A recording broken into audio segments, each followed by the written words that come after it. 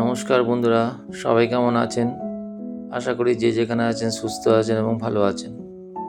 গৌতম পিঙ্কির পরিবারের তরফ থেকে আর একটি ভিডিওতে আপনাদের সকলকে স্বাগত। আজ পিঙ্কি একটি রেসিপি বানালো, যেটা হলো পনির মশলা। এই পনির মশলা রেসিপিটা আপনারা দেখুন, পুরো ভিডিওটা দেখুন, আশা করি ভালো লাগবে।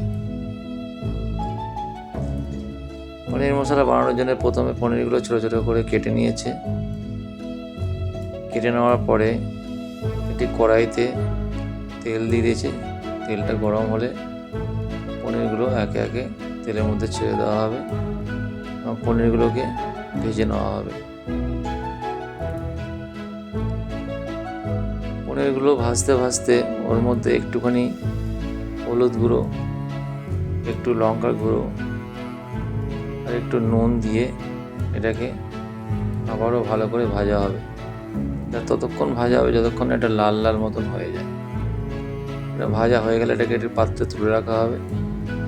এরপরে একটি মশলা বানিয়েছিল, টমেটো, কাঁচা লঙ্কা, আদা, জিরে দিয়ে একটু পেস্ট বানিয়ে সেই পেস্টটি এখানে দিয়ে দেওয়া হলো। সঙ্গে একটু জিরেও ফোড়ন দেওয়া হয়েছিল।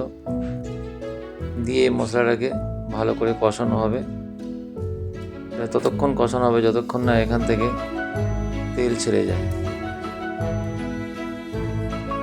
এটাকে ভালো করে কষাতে হবে বন্ধুরা। এটা ভালো করে না কষালে মশলাটা গন্ধ থেকে যাবে। এরপরে একটা বাটিতে একটু দই নিয়ে দইটা ভালো করে ফেটিয়ে দইটা ওর মধ্যে দিয়ে দেওয়া হলো।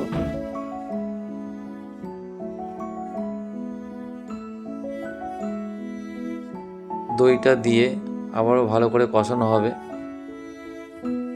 এবারে যতক্ষণ না এটা থেকে তেল ছাড়ছে ততক্ষণ এটাকে ভালো করে কষাতে হবে। যত ভালো করে কষানো হবে তত এর টেস্টটা তত ভালো হবে। এরপরে একটু কাসুরি মেথি এতে দিয়ে দেওয়া হলো। কাসুরি মেথির গন্ধটা খুব ভালো লাগে, একটা আলাদা স্মেল ছাড়বে। কাসুরি মেথি দিয়ে দেওয়া হলো, দিয়ে এটাকে ভালো করে আবারও কষানো হচ্ছে। এরপরে এতে কিছু মশলা, গরম মশলা দেওয়া হলো আর একটু গুড় দেওয়া হলো। গুড়ের পরিবর্তে আপনারা চাইলে চিনিও দিতে পারেন। আমরা গুড় এখানে ইউজ করলাম, যেহেতু আমরা গুড় খাই, চিনিটা আমরা কমই ব্যবহার করি, ওই জন্য গুড় দেওয়া হলো। এইবার ভেজে রাখা পনিরটা কষানো মশলার মধ্যে দিয়ে দেওয়া হলো। দিয়ে ভালো করে পনিরটা মশলার সঙ্গে ভালো করে কষানো হবে। এখানে দেখুন জলটা একটুখানি কমে গেছে, তো যে বাটিতে দই রাখা ছিল সেই বাটিটা ধুয়ে এতে দিয়ে দেওয়া হলো। দিয়ে একটু জলটা বাড়িয়ে দেওয়া হলো। এইবার এটা ততক্ষণ কষাতে হবে ততক্ষণ এটা রেডি হয়। এইবার পনির মশলা আমাদের রেডি হয়ে গেছে বন্ধুরা। দেখুন কী সুন্দর দেখতে লাগছে। এই পনির মশলা আপনারা ভাত, রুটি, পরোটা, ফ্রাইড রাইস সব কিছুর সঙ্গে খেতে পারেন। এটা সব কিছুর সঙ্গে খুব ভালো লাগবে। এইভাবে বানিয়ে দেখুন আপনারা, আশা করি আপনাদেরও খুব ভালো লাগবে।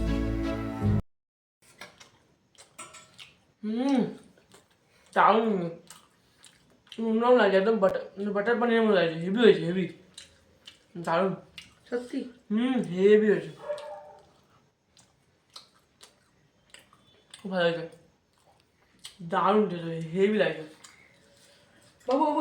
একটু ক্রিমি ক্রিমি লাগছে, যেটুকু একটুখানি মানে কিছু বাদাম বাটা বাটা মানে দিয়েছে হয়তো, একটু দই দিয়েছে না, দইয়ের জন্য টক টক লাগছে, বেশ ভালো লাগছে, খুব খুব সুন্দর লাগছে পনিরটা। আছে খুব ভালো হয়েছে, খুব ভেরি নাইস, একদম হেভি লাগছে।